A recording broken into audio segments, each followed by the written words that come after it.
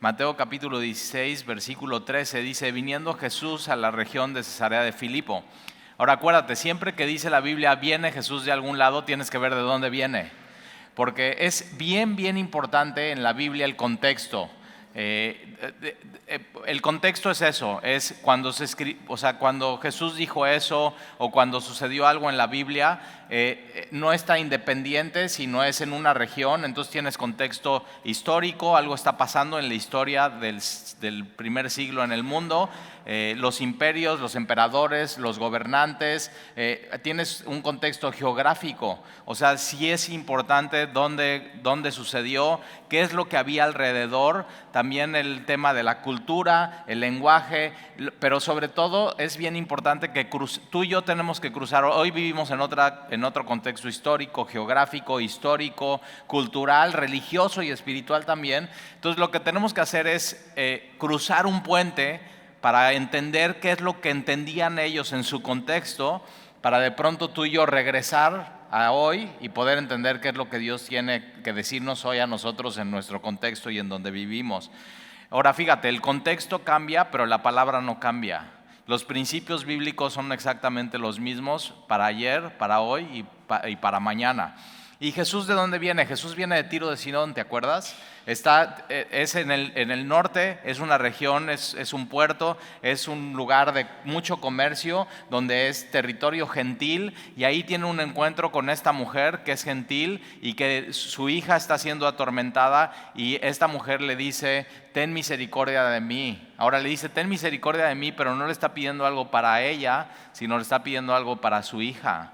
Y eso es una buena oración para, si eres papá o eres mamá, pedirle a Dios: Señor, ten misericordia de mí. Y estás hablando de tus hijos, porque si Dios tiene misericordia de tus hijos, entonces al final sí está teniendo misericordia de ti.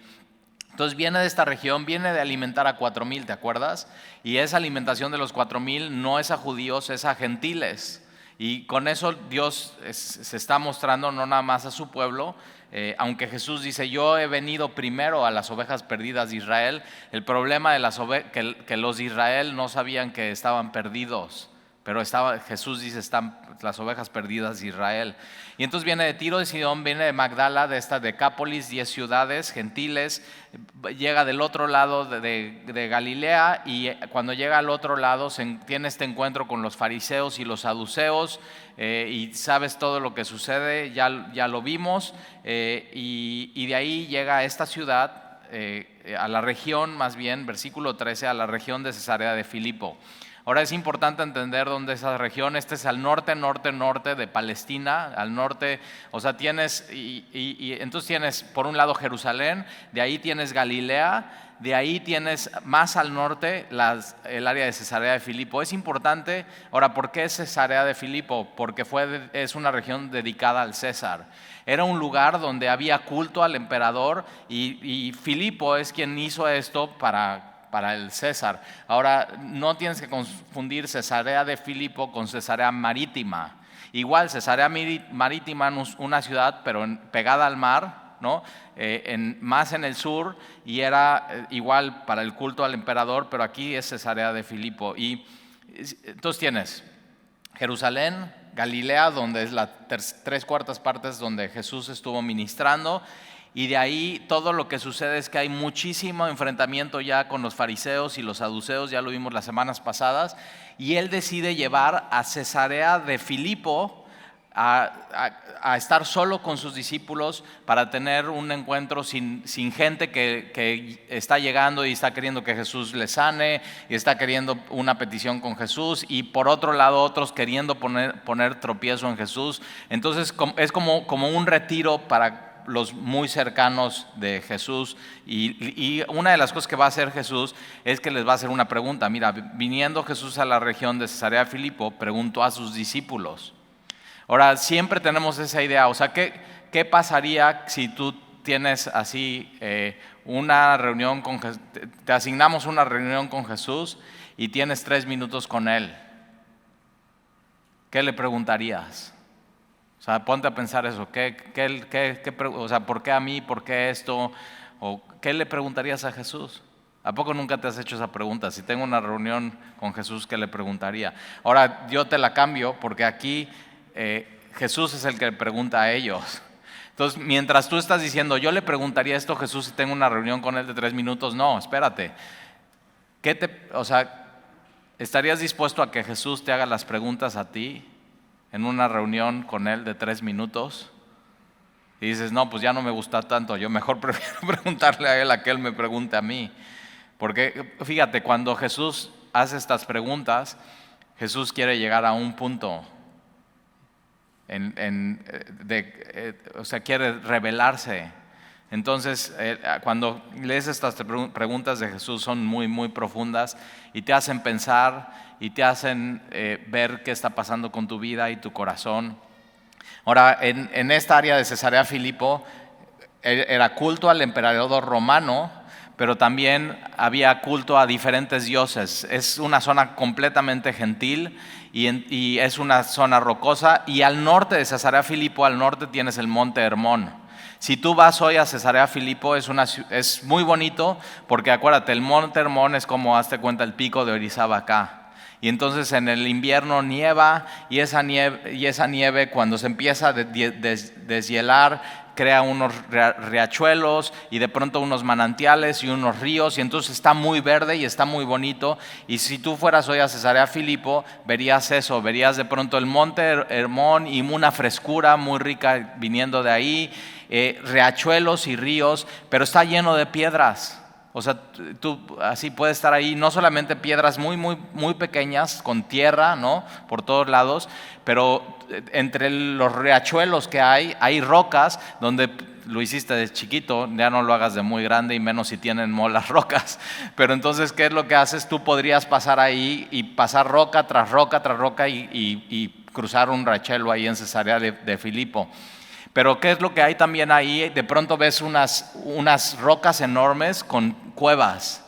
Y ahora, ¿quién hizo esas cuevas? ¿Quién diseñó el monte Hermón? O sea, es Dios mismo, el creador de todo. Pero en esas cuevas, donde hay estas cuevas enormes, rocosas, muy, muy bonitas, pero de pronto muy oscuras, y hay agua, y ellos decidieron no solamente que ahí se adoraba al César, sino adoraban a deidades, a dioses. Y uno de los dioses que se adoraban ahí es el dios Pan, que es el dios de la naturaleza. Hoy no se adora al dios Pan en sí, pero sí se adora a la naturaleza. Y hay religiones y movimientos, es el panteísmo, es adorar como si fuera un dios la naturaleza y no adorar al creador de todas las cosas. Todo el movimiento Nueva Era y New Age está lleno de eso, es adorar no al creador, sino adorar a la naturaleza. Y si viste esa película, ¿te acuerdas de Avatar? ¿La viste? Y se conectan con el árbol y se conectan con el caballo y yo digo sí, y bien desconectados de Dios. Y sigue eso, sigue en el mundo en el que vivimos, sigue la adoración a la creación y no al creador. Y bien pueden estar bien conectados con y yoga y esto y conectarse con tu yo interior y conectarte con la naturaleza y con la tierra y todo eso y bien desconectados de Dios, de tu creador. Eso estaba pasando. Lo mismo que pasa hoy pasaba en ese momento en Cesarea de Filipo. Pero entonces ves piedritas, ves piedras para cruzar los riachuelos y ves estas piedras enormes en Cesarea de Filipo donde están incrustados y donde están idolatrando a estos dioses. Es importante el contexto geográfico, histórico, todo lo que estaba pasando. Y entonces ahí, en ese lugar, Jesús decide hacerle esta pregunta a sus discípulos. Fíjate, Jesús los lleva ahí, específicamente a ese lugar. A un lugar lleno de idolatría, lleno de adoración a dioses que son falsos y que están muertos. Y entonces ahí les avienta Jesús esta pregunta y les pregunta a sus discípulos diciendo, ¿quién dicen los hombres que es el Hijo del Hombre?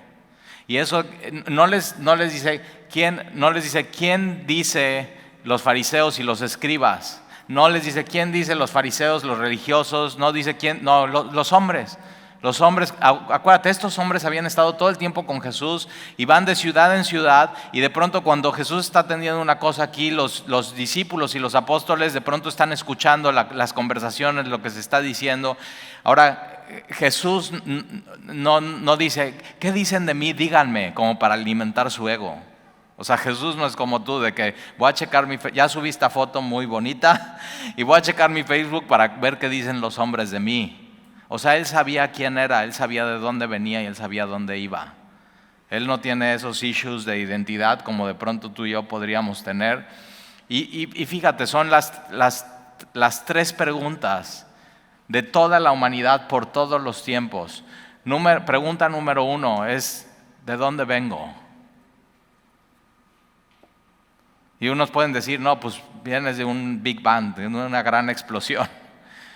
Y yo digo, sí, o sea, es un problema de identidad pensar que vienes de una explosión o de un Big Bang, porque entonces lo que tú estás diciendo, si afirmas eso, es que eres simplemente un accidente. Y así, pum, salió y saliste tú. O sea, igual hubiera podido salir una cucaracha.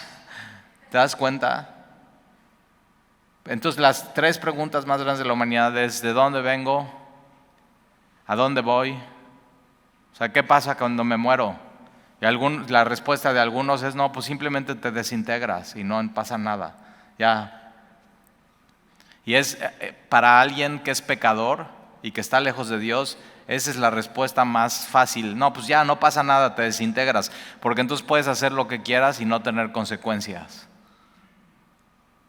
No es una cuestión de pensar eso, sino es una cuestión moral de no tener responsabilidad y no pensar que después vas a enfrentar con un Dios que es justo. Entonces, número 1, ¿de dónde vengo? Número 2, ¿a dónde voy? Y una de las cosas más importantes que el hombre durante muchos años se ha cuestionado es, ¿qué hago aquí?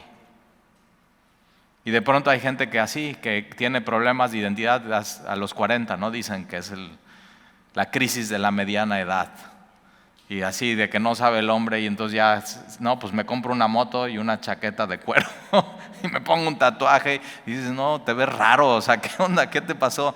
Pero de pronto vienen esas crisis de identidad y es por eso, porque el hombre no puede contestar, ¿qué hago aquí? Ahora, fíjate, el problema con estas tres preguntas es que están mal. Esa no es la pregunta que la humanidad tendría que responder, sino estas preguntas que Jesús está haciendo aquí. Porque si tú preguntas la pregunta, no esta, sino la que Jesús va a hacer a continuación, todas estas tres preguntas se contestan como un dominó que se empieza a caer. Y todas las preguntas las contesta Dios mismo.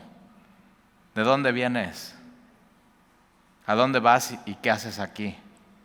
Dios mismo es el que te tiene que decir a ti. Porque si tú te dices a ti, vas a tener un problema de identidad. Un día vas a querer una cosa, un día vas a querer otra cosa. Pero si Dios, quien me hizo, me dice a mí quién soy, de dónde vengo y a dónde voy, ya. Con eso tienes. Créemelo, ¿eh? Si no, vas a seguir con tus ondas y ya te veo a los 50 con un arete bien raro. Así, cosas raras. Tu identidad tiene que venir de Dios, no de ti. Porque si no, vas a estar simplemente dando bandazos. Y entonces Jesús les hace esta pregunta a sus discípulos en todo este contexto que ya te platiqué, que es muy importante, diciendo, ¿quiénes dicen los hombres que es el Hijo de Dios? El Hijo de Dios es un término mesiánico, es un término usado en el Antiguo Testamento solo para Dios. Es el Hijo de Dios, el Mesías. Daniel capítulo 7, léelo, te lo dejo de tarea, y te vas a dar cuenta que Jesús es el término favorito para Él mismo. Él es el Hijo de Dios, el Dios mismo. Y entonces Él dice, ¿quiénes dicen los hombres que es el Hijo del Hombre? Y ellos dijeron, unos dicen que eres Juan el Bautista. Acuérdate, Juan el Bautista para aquí ya murió, ya le cortaron la cabeza. Pero vemos, este cuate Juan el Bautista era un predicador, no hizo ningún milagro, pero cómo predicaba. Y de veras estaba así, sobre él se decía, es una voz que clama en el desierto. Y él estaba apuntando a Jesús. Jesús es el Cordero de Dios que quita el pecado del mundo. A él sigan. Los seguidores de Juan el Bautista estaban dejando a Juan el Bautista y estaban yendo a seguir a Jesús. Y es lo que Juan dice, es necesario que yo mengüe hasta morir, y que su cabeza estuviera en una bandeja de plata para que él crezca. Él vino a hacer eso, simplemente a allanar y preparar el lugar para que el Mesías llegara. Y entonces unos dicen que es Juan el Bautista, otros Elías. Elías es un profeta del Antiguo Testamento, ya llegaremos a estudiar sobre de él, pero es un profeta poderoso y hace milagros. Resucita personas así, de la muerte, ¡pum!, vida. Y entonces otros dicen que eres Elías. De hecho, había una profecía que los muy religiosos y aún hoy en día el pueblo judío están esperando a Elías, porque hay una profecía que para que venga el Mesías primero viene Elías. Y no es que Elías murió, no es que Elías resucitara y volviera, sino uno como Elías. Y entonces unos dicen que eres Juan el Bautista, otros Elías, otros Jeremías o alguno de los profetas. Ahora, estos tres tienen algo en común, que los tres su mensaje era regresa a Dios. Tienes que regresar a Dios. Regresa a Dios. Entonces, dicen, o alguno de los profetas. El pueblo de Dios tenían en grande estima a los profetas de Dios. De hecho, ellos creían que Juan el Bautista era un profeta enviado de Dios. Pero el problema es que no se estaban dando cuenta que Jesús era más que un profeta del Antiguo Testamento. Y hoy en día tú y yo tenemos que saber qué piensa en el mundo en el que nos vivimos sobre quién es Jesús. Hoy en día, ¿quién dicen los hombres que Jesús es? Y algunos van a decir, no, pues es uno de los iluminados. Y entonces cuando te digan, yo creo que es uno de los... Pero es un buen lugar para iniciar una conversación con alguien. Oye, ¿tú quién piensas que es Jesús? Y de pronto te van a decir, no, pues es uno de los iluminados. Y dices, ok, ¿y quiénes son los otros? Como para entender qué es lo que estás diciendo. Y te van a decir, bueno, no, pues igual que Gandhi. Y yo digo, no inventes Gandhi. Pero no le digas eso, no le digas, no inventes Gandhi, sino sigue escuchándolo. ¿Y quién es otro de los iluminados? No, pues Buda. Y ya te vas a empezar a dar cuenta que ven a Jesús como uno más de esos, o un maestro más. Algunos otros lo ponen igual, no, pues es como Alá y Jesús. O otros dicen, no, pues era un revolucionario. Yo platiqué con un amigo y le dije, ¿para ti quién es Jesús? Y dice, no, pues para mí es un revolucionario más que pues como partido político traía su bandera y hizo escándalo y por eso lo quisieron matar. Pero es un buen punto para iniciar una conversación con alguien. Tú tienes que saber los que te rodean, para ellos quién es Jesús. Y de pronto puedes hacer un puente con ellos. Entonces, versículo 15, y aquí viene la pregunta más importante que Jesús le puede hacer a alguien en su vida. Si tú contestas esta pregunta, todas las demás preguntas que tengas acerca de, estas preguntas de la filosofía de la humanidad, de pronto van a hacer todo sentido en tu vida. Y versículo 15, y él les dijo, y vosotros, o sea, ustedes, ¿quién decís que soy yo? Si subrayas tu Biblia, subraya soy yo. Ese es un término, el yo soy. Él les está dando más pistas a ellos. Entonces Jesús está diciendo, yo soy el Hijo del Hombre, término mesiánico, Daniel capítulo 7. Y de pronto les dice, ¿ustedes quién dicen que soy yo? Y de hecho Moisés, cuando Dios lo manda con Faraón, dice, y no me van a creer. Y si me preguntan quién te envió, ¿qué les voy a decir? Y Dios le dice, diles que el yo soy te envió. Y Dios mismo se pone como yo soy el que soy. O sea, es tan diferente a todos nosotros que Él puede decir yo soy el yo soy. Y ya, y de pronto todo, o sea, eso es lo que tiene diferente el Dios de la Biblia, que es completamente diferente a todos, a la humanidad, a la naturaleza, a la creación. Dios no es creado, Él mismo creó todas las cosas. Y entonces, ¿y vosotros quién decís que soy yo? Y entonces, versículo 16, respondiendo, ahora, esta pregunta no solamente se las hace a ellos, sino nos las hace Jesús hoy a nosotros. La pregunta más importante que tienes que responder en tu vida. Y si hasta el día de hoy no has respondido esta pregunta, o sea, para ti quién es Jesús, y no la respondes de correcto, o sea, es una pregunta que tiene implicaciones eternas. Saber responder bien eso. O sea, todas esas preguntas que te hicieron en la primaria, ¿quién fue el primer presidente de México? Ya te pusiste nervioso, no sabes, ¿verdad? ¿Eso qué? Ya tache, reprobado, y no pasa nada, Pero esta pregunta tiene implicaciones eternas. Esta pregunta no solamente tiene implicaciones eternas, sino tienen una implicación para tu vida hoy, tu vivir hoy. Tu respuesta a esta pregunta cambia por completo tu vida. Por eso es bien importante poner atención. Este pasaje es crucial en la Biblia. Y entonces, respondiendo Simón Pedro, me encanta Simón Pedro. O sea, es súper impulsivo, así. A ver, ¿quién dice? Y no dejan ni pensar a los otros y este ya está levantando la mano. No, ni levanta la mano, dice. Y a veces Pedro, súper impulsivo, a veces va a hablar bien como ahorita, pero a veces va a hablar mal. Eso es una persona impulsiva. Pero fue aprendiendo, y Pedro fue cambiando con el paso de los años. Y entonces respondiendo Simón Pedro dijo, tú eres. Ahora fíjate, es muy importante eso, tú eres. De hecho, cuando era adolescente, si eres de mi rodada, había una revista que se llamaba Eres. ¿Te acuerdas? Si eres de mi rodada. Si sabes esa revista, ya los chavos nos dicen, ¿what? O sea, ¿qué es revista?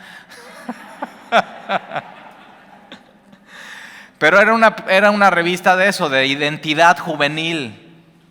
Famosos, celebridades, cómo peinarte, cómo así. Y, o sea, era destinado a una generación completamente perdida y sin Dios en México. Eres. Y tú no puedes dejar que una revista o Facebook o Instagram o una cultura te diga quién eres. Tienes que dejar solamente que Dios te diga quién eres. ¿De dónde vienes? ¿A dónde vas? ¿Y qué haces aquí? Es crucial eso, Tienes que leer Efesios ok, ¿quién dice Dios que soy? Y con esa mente, y que Dios te diga quién eres y tu identidad venga de Dios. Él fue el que te creó. Eso es lo que necesitas. Si eres joven y tienes problemas de identidad, no necesitas sacar tu identidad de celebridades, ni de gente famosa, ni de películas, ni de tus amigos, sino de Jesús. Que Él te diga quién eres. Y déjame te digo una así nada más. ¿Quién dice Dios que eres? Eres su hijo amado.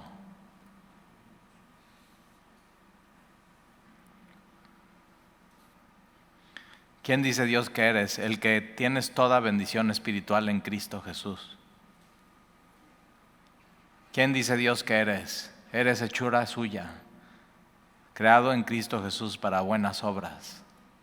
¿Quién dice Dios que eres? Aquel que todo lo que hace es para su gloria. Eso, así. Entonces, así toda la Biblia la puedes leer y te está diciendo quién eres en Cristo. Sigue leyendo tu Biblia y de pronto ya vas a ser quien eres tú en Cristo. Alguien que está perdido no sabe qué es, quién es, no sabe ni dónde están, ni a dónde van, ni de dónde viene, ni quién es, ni qué hace aquí. Es horrible, Es horrible. Y respondiendo Simón Pedro dijo, tú eres el Cristo, el Hijo del Dios viviente. Tú eres el Cristo, el Mesías esperado. El Hijo de Dios es como decir también Dios el Hijo. La segunda persona de la Trinidad es el Hijo de Dios viviente. Esta palabra viviente tiene todo el impacto en ellos porque están viendo por todos lados y hay ídolos. Dioses muertos. Y anota ahí en tu Biblia, Salmo 115 y Salmo 135, son dos salmos que tienes que leer, que tienes que subrayar en tu Biblia, que te los tienes, y tienes que acordarte porque el hombre siempre está haciendo ídolos falsos en su corazón. Salmo 115 y 135, nada más déjame te leo, no vayas ahí, déjame te leo Salmo 135. Y dice, los ídolos de las naciones son de plata y oro. Ahora, plata y oro muy nice, pero puede ser plata y oro. Los ídolos de las naciones son plata y oro, obra de manos de hombres. Tienen boca y no hablan, tienen ojos y no ven, tienen orejas y no oyen. Tampoco hay aliento en sus bocas. Semejantes a ellos son los que los hacen y todos los que en ellos confían. Ahora fíjate, Pedro le dice, tú eres el Cristo, el Hijo del Dios, tú vives. Todos estos ídolos de alrededor tienen boca y no hablan. Tienen ojos y no ven, tienen orejas y no oyen. Y tú y yo tenemos un Dios que tiene boca y habla. Y habla claro, y habla en su palabra. Tiene oídos, orejas y oye. A veces, ¿sabes qué? A veces no oramos lo suficiente porque no creemos que Dios oye bien. Y Dios, tenemos un Dios viviente que habla, que oye, y no solamente eso, sino tiene ojos y ve. Todo el día, todo el tiempo, Dios no duerme ni dormita, todo el tiempo su mirada y sus ojos están en ti. Te está cuidando todo el tiempo, te está viendo todo el tiempo. Él te ama. Nunca aparta sus ojos ni su mirada de ti. Ahorita había un chiquito aquí en el patio y son dos hermanitos. Y entonces está su mamá platicando con otra persona, pero un ojo, así como ojos viscos, un ojo en uno y un ojo en el otro. Así le hacen las mamás. ¿Te acuerdas? Yo siempre tenía eso, que teníamos alberca en la casa allá en Cuernavaca y mis hijos estaban bien chiquitos y estábamos en una comida y siempre me sentaba que yo pudiera ver todo el panorama y así tenía ojo biónico y cuando uno de ellos se caía a la alberca y no sabía nadar, córrele y aviéntate. Y soy hombre, pero mira a Dios, sus ojos están sobre ti. Y nada se le pasa, y no es miope, no tiene astigmatismo, no tiene cataratas. Y entonces tienes que saber eso, ese es nuestro Dios. Tenemos un Dios vivo y tiene pies y camina. ¿Y qué crees? Ha decidido caminar contigo en tu vida. Él va contigo a todos lados, a donde vayas. Y nada más pensar eso tiene que cambiar tu manera de vivir y tu manera de ver la vida. Y le dice, tú eres el Cristo, el Hijo del Dios viviente. Y versículo 17, entonces le respondió Jesús, bienaventurado eres. La verdadera felicidad no viene de dinero. ¿Has tenido un poco de dinero en tu vida? Y te das cuenta, no, pues no fui tan feliz como pensaba. No viene de proyectos, no viene de éxitos empresariales ni de estudios. No viene de poder, de autoridad. La verdadera felicidad no viene ni siquiera de tener hijos. O sea, hay gente que dice, no, ya cuando tenga hijos voy a ser así pleno. Y yo digo, no, o sea, hijos chiquitos, problemas chiquitos. Hijos grandes. Y tú tienes que saber esto, tus hijos no fueron para que tú fueras pleno. No. Hay personas que dicen, no, ya cuando me case voy a ser pleno.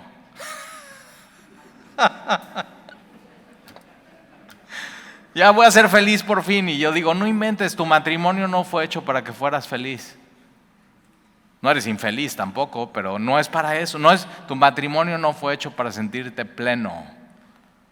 La verdadera bienaventuranza, mira, dice Jesús, bienaventurado eres Simón, hijo de Jonás, porque no te lo reveló carne ni sangre, sino mi Padre que está en los cielos.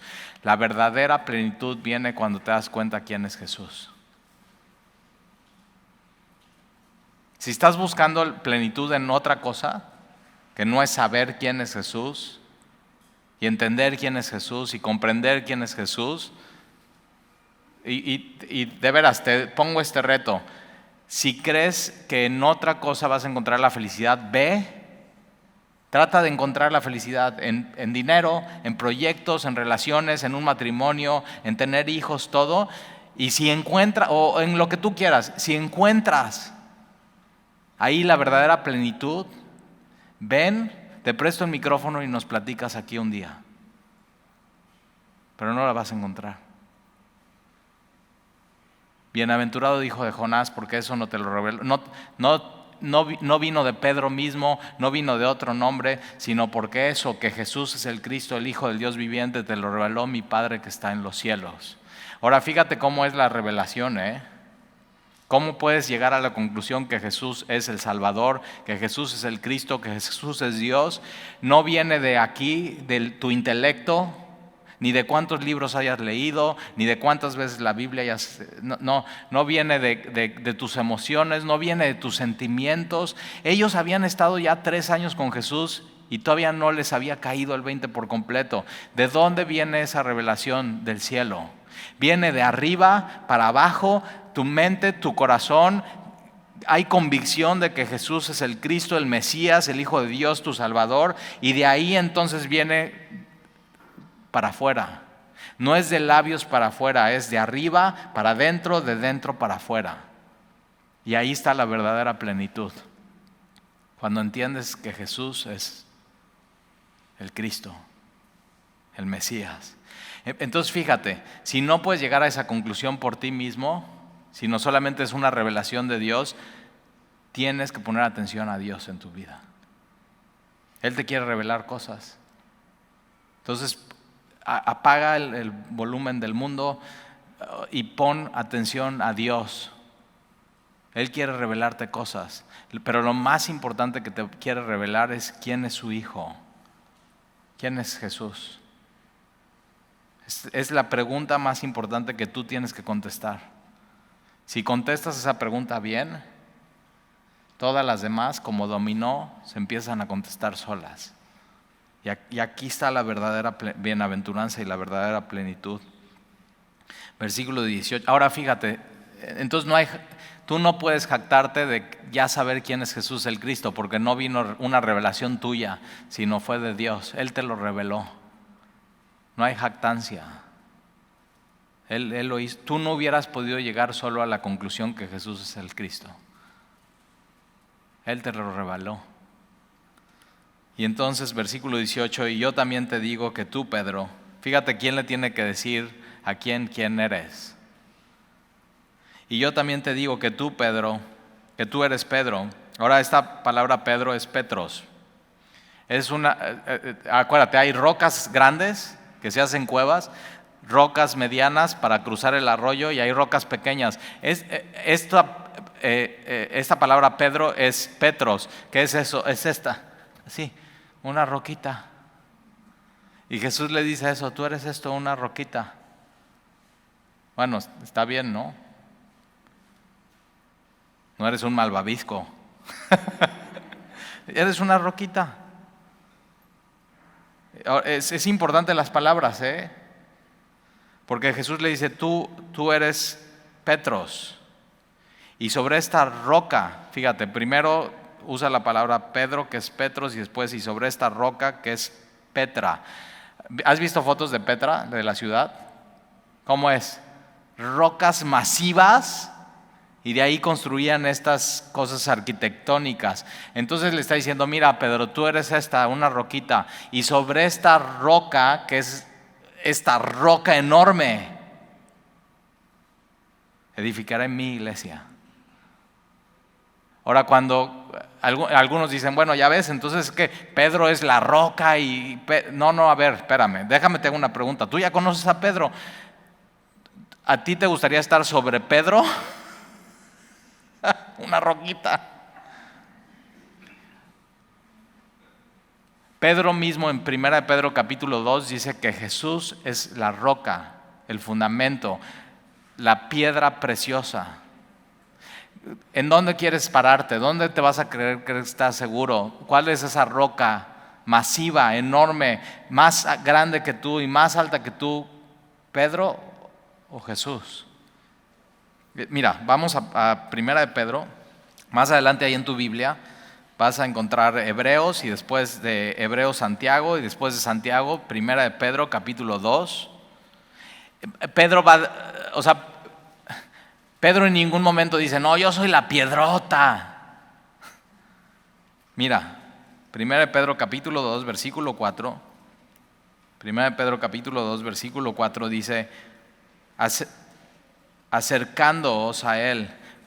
Ahí te va. Un consejo de Pedro es acércate a Él. Acércate a Él. Mismo mensaje de Juan el Bautista, de Elías, de Jeremías, de los otros profetas,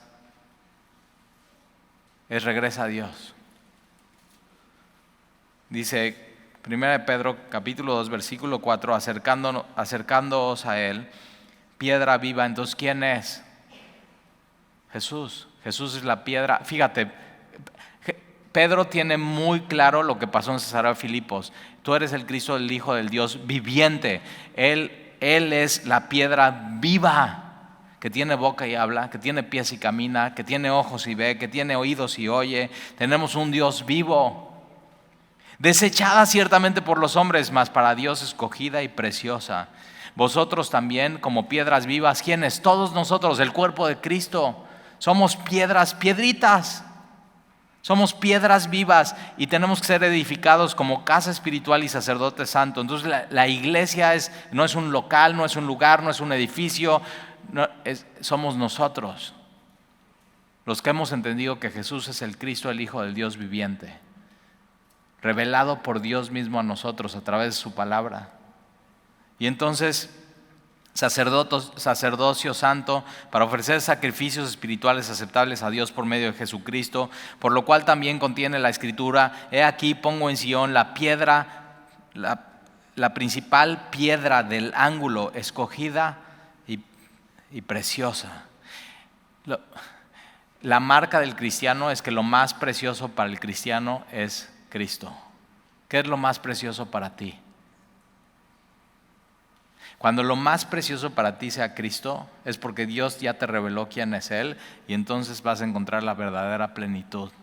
Bienaventurado hijo de Jonás, porque eso no te lo reveló carne y sangre, sino mi Padre que está en los cielos.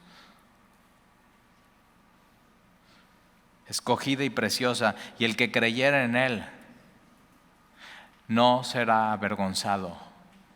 Si tú crees en Jesús, no te va a fallar nunca. No serás avergonzado, todas las promesas de Dios en Cristo se van a cumplir. Vas a saber de dónde vienes, vas a saber a dónde vas y vas a saber quién eres hoy. No serás avergonzado. Para vosotros, pues los que creéis, Él es precioso, ahí está. Pero para los que no creen, la piedra que los edificaron desechados ha venido a ser la cabeza del ángulo y piedra de tropiezo y roca que hace caer. Vamos a regresar entonces a Mateo capítulo 16 con este pensamiento. ¿Quién es la piedra preciosa?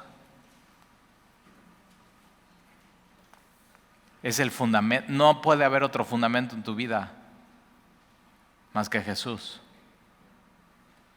Y entonces, versículo 18, yo también te digo que tú eres Pedro, Petros, y sobre esta roca, Jesús, edificaré mi iglesia. Mira quién edifica la iglesia. Ahora es la primera vez que aparece el término iglesia en el Nuevo Testamento. ¿Quién es el que dice la primera vez la palabra iglesia? Jesús. Es su iglesia, es su idea. Por eso hay gente que dice, no, pues yo todo con Jesús, pero no quiero tener nada que ver con la iglesia. Y yo digo, no se puede. Él inventó eso, Él inventó la iglesia, es su iglesia. No puede separar a Cristo de la iglesia. Y dice, Jesús está para edificar. ¿Quién edifica la iglesia? Jesús. Y eso nos quita un tremendo peso a los que enseñamos, a los que predicamos, a los que servimos. O sea, ¿quién trae a la gente? Jesús. ¿Quién edifica a la gente? Jesús. ¿Con qué? Con su palabra. ¿Quién es el que hace todo? Jesús. Y eso me encanta porque entonces ¿quién se lleva la gloria? Y eso dice mi iglesia. No había denominaciones aquí, No había corrientes, denominaciones, no había nada. Pero entonces, ¿quién es la iglesia realmente? Es cualquiera que haya creído que Jesús es el Cristo, el Mesías, el Salvador del mundo, y que viva de acuerdo a esa creencia en cualquier parte del mundo. Eso es ser parte de la iglesia. Entonces edificaré mi iglesia y las puertas del Hades no prevalecerán contra ella. Las puertas del Hades son las puertas del infierno. Ahora, no es de que, ay, cuidado, ahí vienen 2 puertas y vienen contra nosotros la iglesia. No es eso.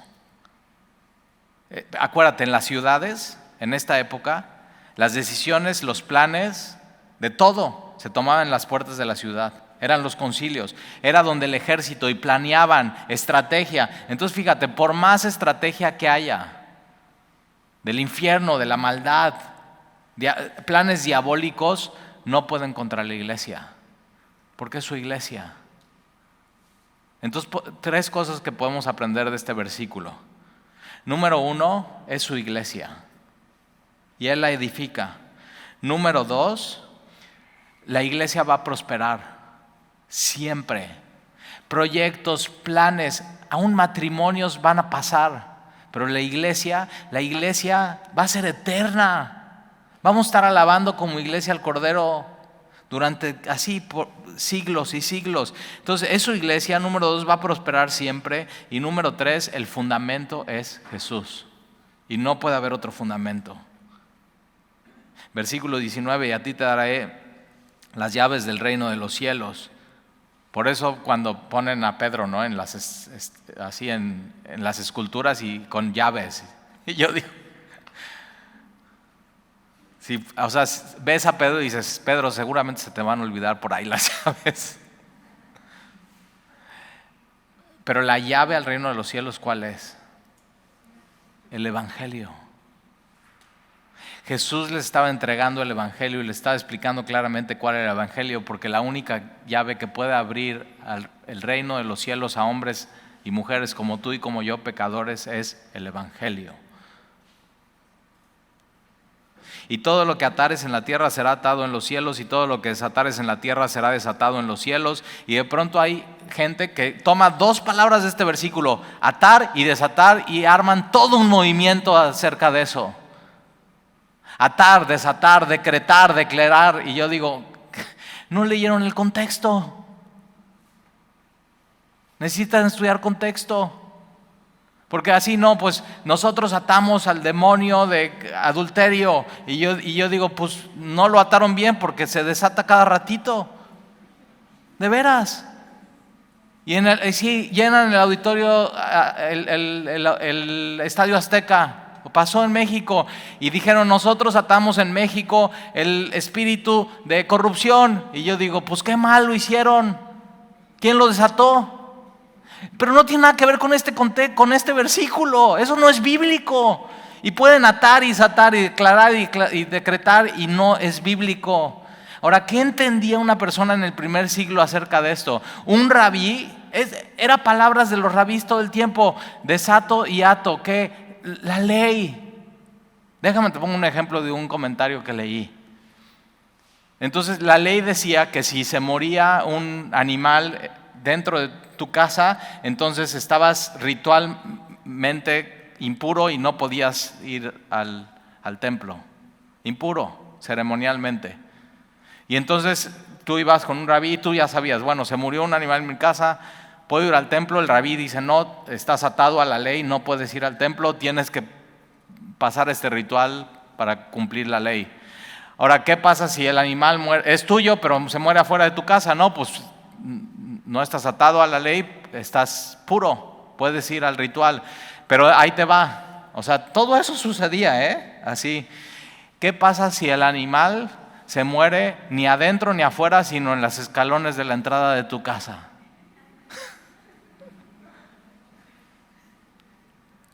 Tenías que ir con el rabí, porque no estaba claro si estabas puro o impuro y no sabías qué hacer. Y entonces ibas con el rabí y el rabí te decía, ok, ahí te va. Si el animal, su nariz está hacia la puerta de tu casa, estás atado a la ley, no puedes, eres impuro. Pero si el animal, su nariz está hacia fuera de tu casa, estás libre de la ley, puro. Ya. Dices, Talí, pues me hubieras explicado esto antes. Pues ahí está. Parece estudiar toda la Biblia en su contexto, ¿verdad? Eso era. Entonces lo que Jesús está diciendo aquí es que la autoridad apostólica, los apóstoles, iban a poner las normas y las reglas para la iglesia. Esto sí, esto no. Por ejemplo, pasa con Pedro. Ellos tenían qué alimentos podían comer y qué alimentos no podían comer. Estaban atados a la ley a no poder comer, por ejemplo, un buen cóctel de camarón. Y entonces, ¿qué? No era comida kosher. Solamente era del mar que tuvieran escamas. Pescados sí podías, pero ciertos pescados, no todos los pescados tienen escamas. Y entonces, ¿qué es lo que sucede? Que baja el lienzo, lo puedes leer en Hechos, y Jesús le dice, Dios le dice, mata y come. Y dice, ¿cómo? No he comido nada impuro durante toda mi vida. Y dice, mata y come. Dios con eso está diciendo, desato eso, ya no tienes que cumplir esa ley. ¿Te das cuenta? ¿Y qué son entonces los escritos de todas las cartas y los evangelios y Apocalipsis? Es eso, los apóstoles con autoridad de Dios, inspirados por el Espíritu Santo, escribiendo que sí, que no. Eso es. Ya, tan sencillo y tan fácil, ¿te das cuenta? Mis talentos ya no puedo atar y desatar cosas. Bueno, pues si quieres hacerlo, no es bíblico, pero bueno. Versículo 20, entonces mandó a sus discípulos que a nadie dijesen que Él era Jesús el Cristo. Hay gente que dice, no he encontrado ningún versículo en la Biblia donde Jesús diga que Él es el Cristo. Y yo digo, pues no has leído bien. Aquí está este versículo, mira. Versículo 20, mandó a sus discípulos que a nadie dijesen que Él era Jesús el Cristo. Él claramente se definía como el Mesías, como el Cristo. Era lo más importante que ellos tenían que entender. Y antes de ir a decirlo a los demás, después de Hechos capítulo 2, Pentecostés, tenían que entenderlo ellos. ¿Cómo? De arriba hacia abajo, a su mente, a su corazón, comprender que en Cristo está toda la plenitud de la deidad, que Él es el Mesías, que Él es Dios mismo, que Él es el Cristo, que Él es Dios encarnado viviendo entre nosotros. Pero entonces, y el Evangelio, que Él no solamente es Él, sino Él vino a morir por ti. Vino a entregar su vida. Y fue sepultado y al tercer día resucitó. Eso es lo que vamos a ver en el versículo 21, el Evangelio. Y Él lo expone de una manera clara. Pero entonces fíjate, la pregunta más importante de tu vida es, ¿quién dices tú? No es quién dice tu esposa que es Jesús, No dice quién dice tu abuelita que es Jesús, no dice quién dice tu mamá que es Jesús, ni tu papá, sino tú. Tú tienes que responder esta pregunta. Y tu respuesta, ahora tienes que poner atención a Dios porque eso tiene que ser revelación de Él. Tu respuesta tiene implicaciones eternas, pero también para esta vida. ¿Cómo vas a vivir? ¿Quién es Jesús para ti? ¿Oramos?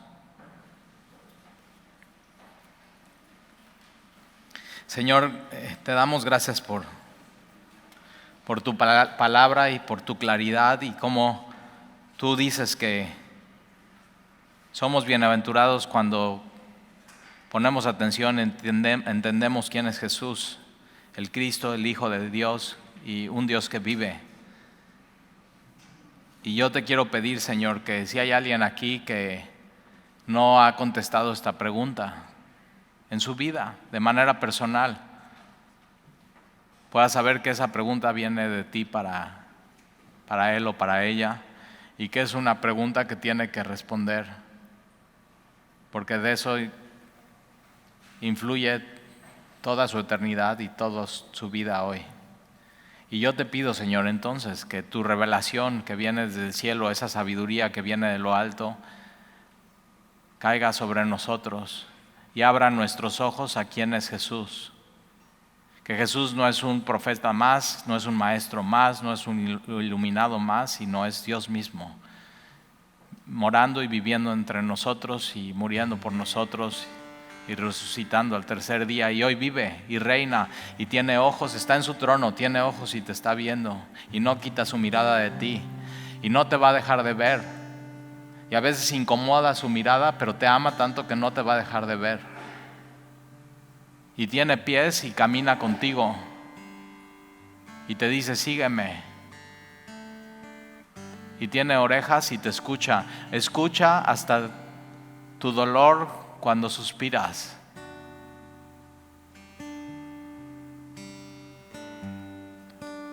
Y tiene aliento de vida, porque Él nos dio vida. Y Él es el único que te puede decir quién eres. Señor, ayúdanos a tomar nuestra identidad de tu Hijo y de nadie más, y saber que la plenitud, la verdadera felicidad, no viene de nada, sino de saber quién es Jesús, conocerle y caminar con Él. Entonces, Señor, el día de hoy escuchamos tu voz diciéndonos una vez más, sígueme. Y queremos seguirte, Señor, queremos conocerte.